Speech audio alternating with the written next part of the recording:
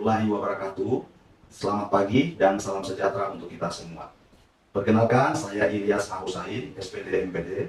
Saya adalah salah satu dosen pada program studi pendidikan biologi Fakultas Matematika dan Ilmu Pengetahuan Alam Universitas Negeri Gorontalo. Pada kesempatan kali ini, saya akan menyampaikan pernyataan diri dosen dalam unjuk kerja Tridharma Perguruan Tinggi atau yang dikenal dengan PDD UK TPT pada bidang pengajaran pada salah satu mata kuliah yang saya ampu, yaitu mata kuliah Strategi Pembelajaran Biologi. Mata kuliah Strategi Pembelajaran Biologi merupakan salah satu mata kuliah wajib pada program studi pendidikan biologi. Juga merupakan mata kuliah keilmuan biologi. Adapun deskripsi mata kuliah ini adalah merupakan mata kuliah yang akan membekali mahasiswa calon guru untuk memiliki pengetahuan, pengalaman, dan keterampilan tentang karakteristik pembelajaran biologi. Dan keterampilan tentang jenis-jenis strategi belajar, model-model pembelajaran, metode pendekatan, dan media pembelajaran, serta pembelajaran berbasis metakognisi. Dan karakter yang dapat diimplementasikan melalui kegiatan merancang dan pengembangan desain pembelajaran biologi yang berpusat pada siswa yang aktif sesuai dengan konteks, situasi, dan kondisi tertentu. Adapun CPD yang diumumkan pada mata kuliah ini itu terbagi ke dalam 4 ranah. Yang pertama, ranah sikap, mampu menunjukkan sikap religius, menjunjung tinggi nilai kemanusiaan dan cinta tanah air, serta menghargai keanekaragaman budaya, kearifan lokal, pandangan agama dan kepercayaan berdasarkan Pancasila dan Undang-Undang Dasar 1945. Kemudian ranah yang kedua, yaitu kompetensi umum, diharapkan mampu menerapkan dan mengimplementasikan pemikiran logis, kritis, sistematis, dan inovatif dalam konteks pengembangan ITEK, menunjukkan kinerja mandiri, bermutu, dan terukur. Selanjutnya, pada ranah ketiga, yaitu ranah pengetahuan, diharapkan mampu menganalisis konsep dan prinsip technological pedagogical content knowledge atau yang dikenal dengan TPEK dan mengimplementasikan dalam pembelajaran biologi. Selanjutnya, pada ranah yang terakhir, yaitu ranah keterampilan khusus, diharapkan mampu merancang, mengimplementasikan, dan mengevaluasi pembelajaran biologi. Selanjutnya, pada proses perkuliahan mata kuliah ini, pada saat ini kami sebagai tim pengampu mata kuliah melaksanakan mata kuliah ini secara hybrid, yakni daring maupun secara luring. Selanjutnya, dalam mendukung proses perkuliahan mata kuliah strategi pembelajaran biologi, kami menggunakan beberapa metode pembelajaran. Salah satunya dengan case-based learning, kombinasi dengan project-based learning. Khusus perkuliahan secara daring, mahasiswa dapat mengakses pada laman spada.ung.ac.id dan juga dapat mengakses pada sistem informasi akademik terpadu pada laman siap.ung.ac.id.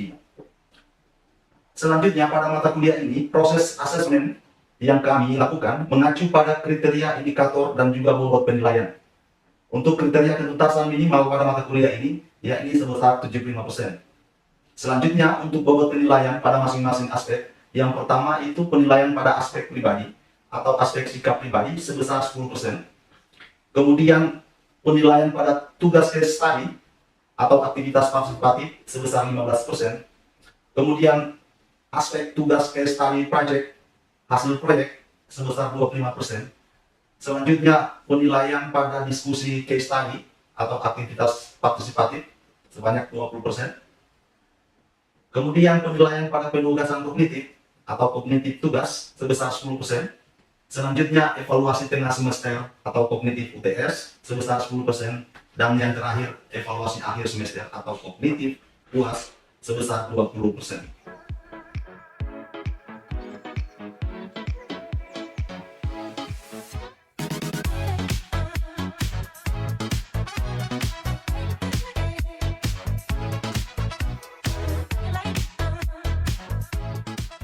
Assalamualaikum adik-adik.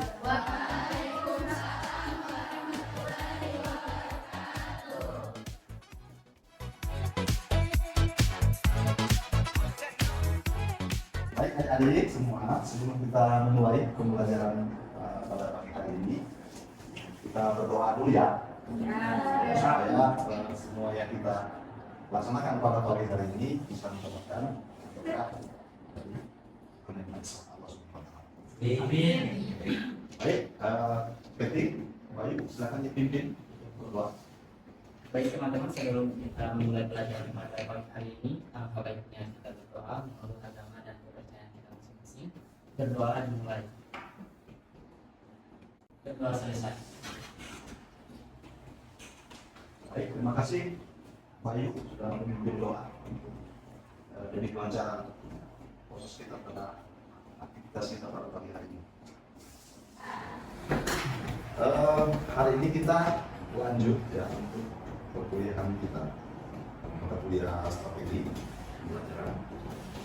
Kemarin masih ingat terkait awal pertemuan kita, saya sempat membahas terkait materi media pembelajaran dan bagaimana mengaplikasikan. Masih ingat? Ada yang masih ingat tadi apa itu media? Ya, jadi media berdasarkan pendapat para ahli dapat disimpulkan bahwa media ini merupakan alat bantu yang menyampaikan pesan dari sumber informasi kepada penerima. Baik ya, jawabannya. Saya mau bertanya media ya. Media ini kan kalau kita generalisir banyak ya pendapat para ahli. Tapi tetap fungsi dan tujuannya tetap sama. Media itu sebagai apa? Perantara. Ada lagi yang bisa menjelaskan definisi lain dari media? Selain perantara, media sebagai pengantar komunikasi. Alat atau sarana. Alat atau sarana. Nanti kita lihat sebentar ya konsep apa ya. Oke, baik, terima kasih sudah memberikan beberapa pandangan ya terkait materi yang akan kita bahas pada pagi hari ini. Oke. Ini yang adik-adik semua tadi sudah jelaskan bahwa media pembelajaran itu bentuk jamak dari medium. Jadi media itu esensinya dia sebagai medium, pengantar komunikasi. Saya mencontohkan media itu sebagai pengantar ya, atau medium. Misalkan begini, dalam konteks pembelajaran hari ini, proyektor yang saya pakai ini itu dianggap sebagai media. Sehingga saya dengan gampang, dengan mudah membuat atau berkomunikasi dengan kalian. Manfaat tentunya melihat media itu sebagai media perantara informasi dari saya sebagai informan kepada kalian sebagai penerima informasi. Apa sih sebenarnya manfaat dan tujuan? Harapannya bisa menumbuhkan motivasi dalam belajar. Contohnya seperti apa itu? Bisa menumbuhkan motivasi. Tentunya alat yang menurut saya sudah canggih ini bisa menampilkan hal-hal yang bisa dilihat, bisa membuat kita termotivasi untuk belajar. Makna bahan pengajaran itu akan lebih jelas sehingga dapat dipahami siswa. Pasti ya. Ketika kita menampilkan, ini saya baru mencontohkan satu media, masih banyak media-media lain yang mengikuti media. Metode mengajarkan itu lebih bervariasi, jelas. Saya bisa buat diskusi, saya bisa buat project lewat media ini. Ya. Nah, ini kita bisa lihat ya, klasifikasi dan karakter media pembelajaran. Ya. Nah, dari beberapa item ini, yang mana yang hari ini sudah kita pergunakan pada saat pembelajaran hari? Coba lihat.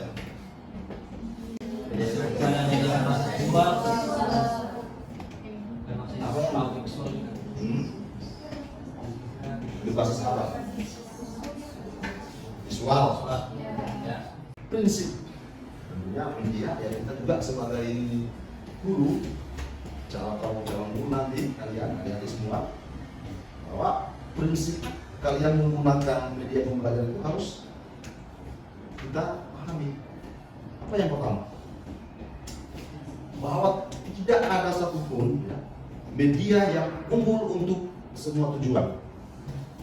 Pasti. Ya. Media hanya cocok untuk tujuan pembelajaran tertentu. satu media itu hanya cocok untuk satu tujuan pembelajaran. Contohkan media apa kira-kira yang cocok untuk satu pembelajaran tertentu? Bisa. Siapa yang bilang bisa? Hanya cukup melihat saja boleh? Ya boleh, karena pembelajaran tadi kita membuat media itu tergantung dengan tujuan pembelajaran. Ya. Apabila dengan media yang dilihat saja sudah mencapai tujuan pembelajaran, maka bisa dikatakan dia itu dapat digunakan. Misalkan tujuan pembelajaran khusus mata kuliah strategi ini di akhir nanti kalian mampu merancang media pembelajaran yang inovatif. Mampu atau cukupkah hanya dengan menggunakan media visual saja sudah bisa? Itu maksudnya ya, itu pertanyaannya. Jadi terjawab ya, bahwa tidak ada satu media yang umur untuk semua tujuan. Bukan? Jadi bisa dipahami ya, prinsip-prinsip penggunaan media pembelajaran itu ada berapa? Jadi selain prinsip pemilihan media juga kita harus punya rancangan, ya, bahwa media itu harus sesuai tujuan yang ingin dicapai. Dalam setiap pembelajaran kan ada tujuan pembelajarannya kan? Jadi kita melihat tujuan yang ingin kita capai itu apa, sehingga kita memilih media pembelajaran itu yang tepat, ya. Media harus sesuai dengan cara berpikir. Kalau kita taruh karakter sesuai, kita tahu nanti gurunya. Ya, misalkan tingkatan SD kita paksakan pakai media yang umumnya digunakan di tingkatan SMA, tidak sesuai dengan ini fungsi yang menurut beberapa ahli. Kita percepat ya, media memiliki fungsi sebagai pembawa informasi dari sumber yaitu guru menuju penerima. Dari wilayah Gorontalo ini ya mungkin secara kontekstual melihat guru pernah melihat yang namanya gajah misalkan, ya tak? Nah, lewat gambar saya tampilkan lewat proyektor bahwa ternyata Anda bisa melihat secara langsung, oh ternyata yang namanya gajah ini seperti itu. Jadi kita bisa, media itu dapat mengatasi keterbatasan ruang dan waktu tadi, ya. Nah ini mungkin kita bisa lihat media pembelajaran ya, secara visual, audio visual. Media yang bentuknya audio maupun audio visual. Nah, kenapa kita harus menggunakan media pembelajaran? Karena kalau ingin melihat tingkat pemahaman dan ingatan siswa dalam proses pembelajaran, ini menurut Plus ya 988, kita lihat kalau bentuk penyajiannya itu secara verbal saja seperti ini, kan saya ceramah seperti ini ya, tingkat pemahaman dan ingatan itu hanya satu. Kalau visual saja maksudnya kita melihat tingkat pemahaman atau ingatan itu hanya. Ini alasan penggunaan media ya, harusnya kita mau diskusi juga. Nah, ini kita bisa melihat masih sama, pengetahuan manusia itu diperoleh melalui melihat, dengar, merasa, hidup, dan kita lihat kalau secara verbal berarti hanya baca dan mendengar. Kita lihat presentasinya kalau hanya membaca saja 10%, kalau mendengar 20%. Nah secara visual itu totalnya hanya 30% yang dapat diingat, ya, paham ya? Nah saya punya jenis-jenis media pembelajaran di sini, baik yang visual, audio dan audio visual. Secanggih apapun media yang kita buat, tentunya juga memiliki kelebihan dan kelemahan. Gambar atau foto yang ditampilkan itu dalam media visual misalkan dapat digunakan oleh peserta didik dengan jelas dan nyata, ya, menunjukkan bahwa materi atau pesan yang disampaikan itu konkretnya, mengatasi ruang dan waktu. Nah, sudah saya jelaskan contohnya ya. Ini kelebihan daripada media pembelajaran yang secara visual, audio, dan kelemahannya apa? Dia bisa meningkatkan persepsi secara visual. Nah, jadi dengan melihat kita bisa mempersepsikan. Ya. Hukumnya sangat terbatas. Nah, untuk digunakan pada kelompok belajar siswa. Ya. Apabila benda atau objek yang ditampilkan bersifat kompleks, media tersebut akan menjadi kurang efektif. Oke? Kemudian untuk melatih contohnya, silakan Anda membuat kelompok. Ini berdasarkan kelompok dulu saja. 1, 2, 3, dan 4. Ini saya punya video, link video yang bisa Anda akses. Selanjutnya di petunjuk nanti itu di menit ke berapa kalian akan mendeskripsikan media pembelajaran. Sebab nanti saya akan putar di sini. Intinya kalian mengakses, bisa diakses di YouTube. Sekarang coba lihat ini lamannya. Saya kasih waktu Anda 5 menit ya untuk melihat video. Baca baik-baik dulu petunjuk tugasnya. Akan Anda buka di gadget masing-masing Anda. Nanti bekerjanya berkelompok ya, bukan melihatnya silakan masing-masing. Nanti apa yang Anda pahami secara individu itu Anda diskusikan dalam kelompok masing-masing. Kalian mengamati di video itu ada menit-menit di atas, saya sudah sampaikan juga di slide. Nah, setelah itu, setelah kalian menyimak seluruh video YouTube itu, silakan Anda bedakan ya, apakah yang dimaksud dengan pemilihan media itu berdasarkan bentuk pengetahuan, isi pembelajaran, bentuk sifat tugas, dan sifat respon. Silakan berikan argumentasi Anda dengan mendasarkan pada konsep jenis, fungsi, dan peran media pembelajaran. Tadi sudah dijelaskan ya.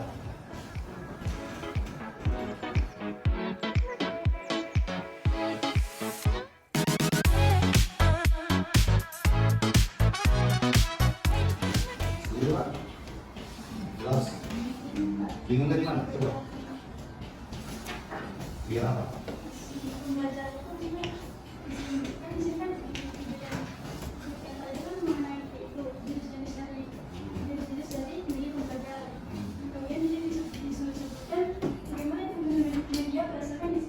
Ya. Nah, kalian paham simak dulu di video itu. Ya, di menit ke-1, 02 sampai 25. Di situ dia akan menyampaikan jenis media pembelajaran. Nah, di tugas kalian nanti coba Anda bedakan apa yang dimaksud dengan pemilihan media berdasarkan bentuk pengetahuan, berdasarkan pembelajaran, berdasarkan sifat tugas, berdasarkan respon. Membedakan ya, bukan merinci medianya. Misalkan bentuk pengetahuan, bagaimana itu? Apa bedanya?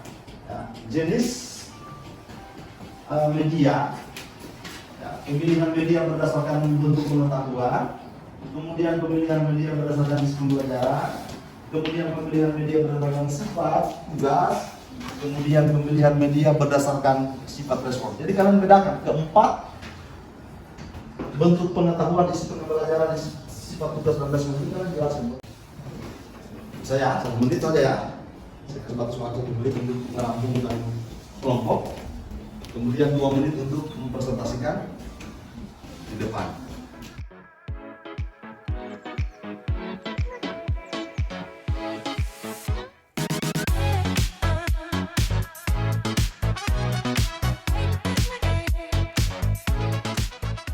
Bagaimana? Kelompok 1 sudah selesai? Sudah. Oke, kelompok 2 Sudah. sudah, diskusinya 3 Sudah. 4 Sudah. semua ya. Ayo, kelompok mana yang mau awal presentasi? Kelompok 1 dulu ya, supaya bisa. Ayo, silakan kelompok 1. Bismillahirrahmanirrahim. Assalamualaikum warahmatullahi wabarakatuh. Waalaikumsalam warahmatullahi wabarakatuh. Sebelumnya perkenalkan kami dari dari kelompok 1 akan memaparkan hasil diskusi kami berdasarkan video yang sudah kami tonton dan dapat kami membedakan apakah yang dimaksud dengan pemilihan media berdasarkan pada yang pertama itu bentuk pengetahuan. Nah, bentuk pengetahuan artinya media dipilih dapat disampaikan berdasarkan tingkat pengetahuan dari si penerima informasi. Contohnya itu pada tingkatan SD. Media pembelajaran dapat berupa buku cerita yang dapat memberikan informasi melalui cerita yang menarik. Selain itu juga disesuaikan dengan karakteristik siswa tersebut. Yang kedua di sini ada isi pembelajaran. Nah, artinya di sini disesuaikan dengan tugas pembelajaran yang ingin dicapai. Misalkan pada materi klasifikasi makhluk hidup, maka pemilihan media yang dapat digunakan adalah jenis media audio visual. Dan yang ketiga di sini ada sifat tugas, di mana artinya di sini tugas tersebut membutuhkan kolaborasi dan interaksi antara peserta didik. Maka jenis media pembelajaran ini seperti pada media online, seperti forum diskusi atau video dapat digunakan dalam media pembelajaran ini. Yang terakhir di sini ada sifat respon, artinya media pembelajaran tersebut dapat menarik dan bervariasi yang dapat meningkatkan motivasi siswa dalam belajar. Contohnya kuis online dan video pembelajaran dan media inovatif lainnya. Terima kasih, itu saja dari kelompok 1. Tepuk tangan dulu. Oke, selanjutnya kelompok mana yang mau lanjut? Oke, kita tunggu dulu ya, kelompok 4. Ayo, silakan.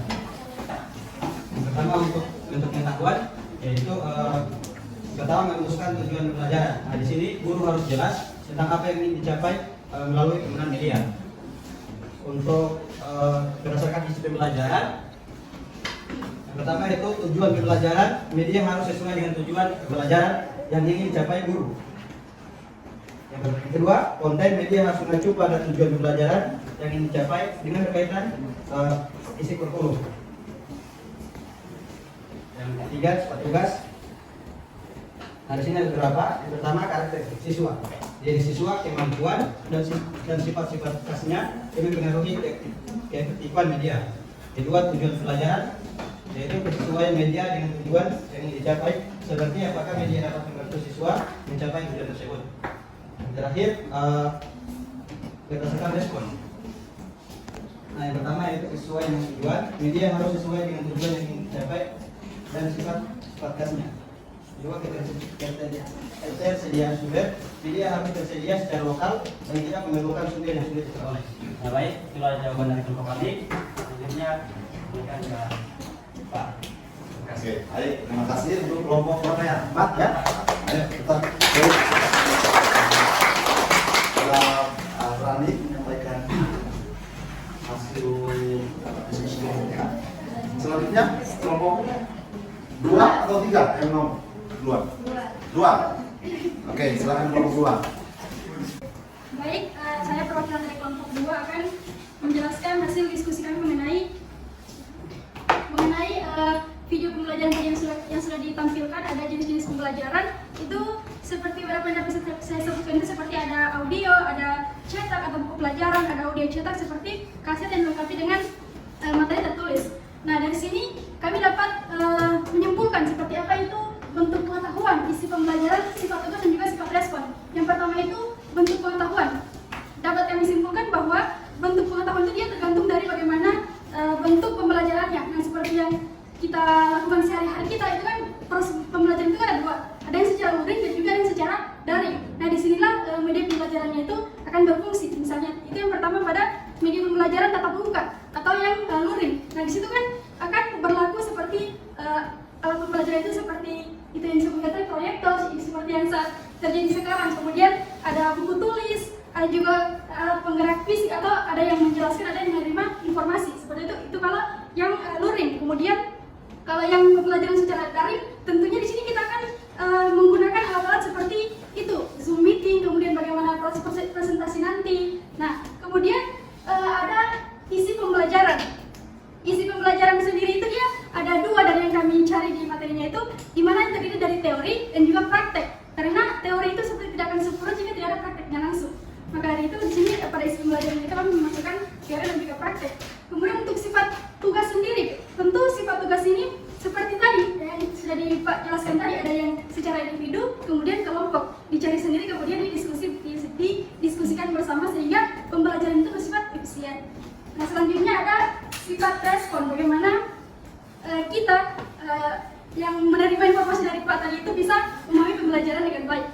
perhatian. Terima kasih.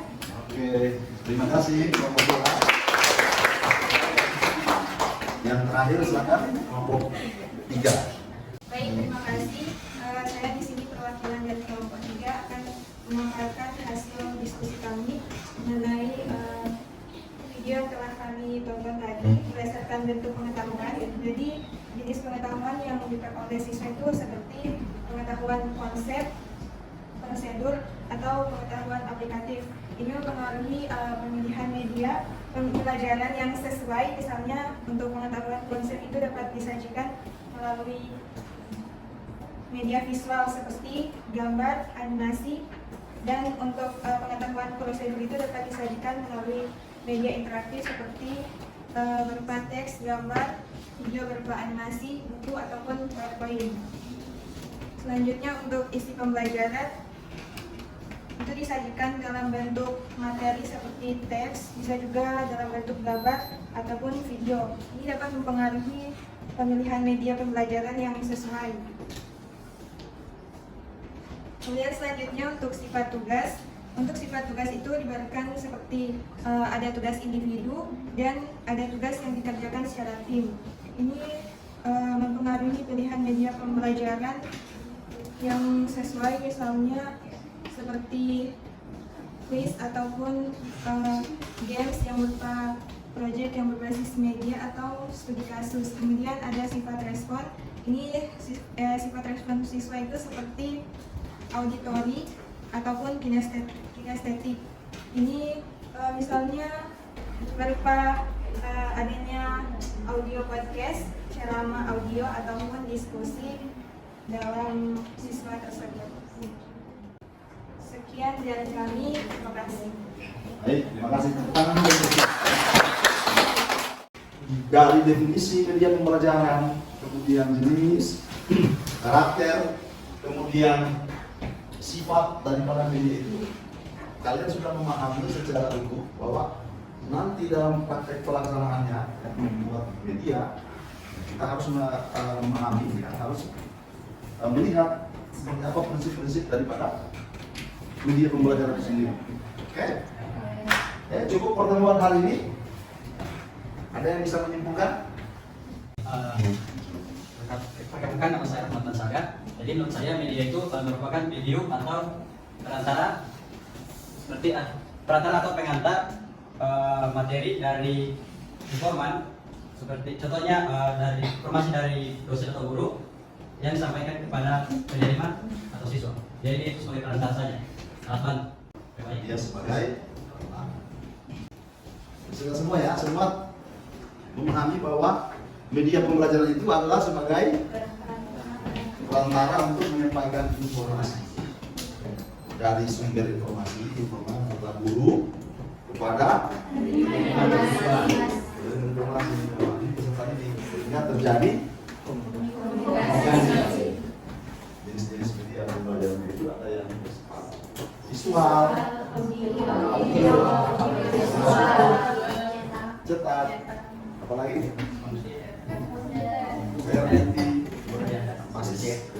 media pembelajaran. Oke, adik-adik semua, dengan berakhirnya proses pembelajaran kita pada pagi hari ini, untuk di akhir juga kita akhiri dengan doa. Baik, sebelum kita berakhir di yang kelima adalah kita berdoa dimulai. Berdoa selesai.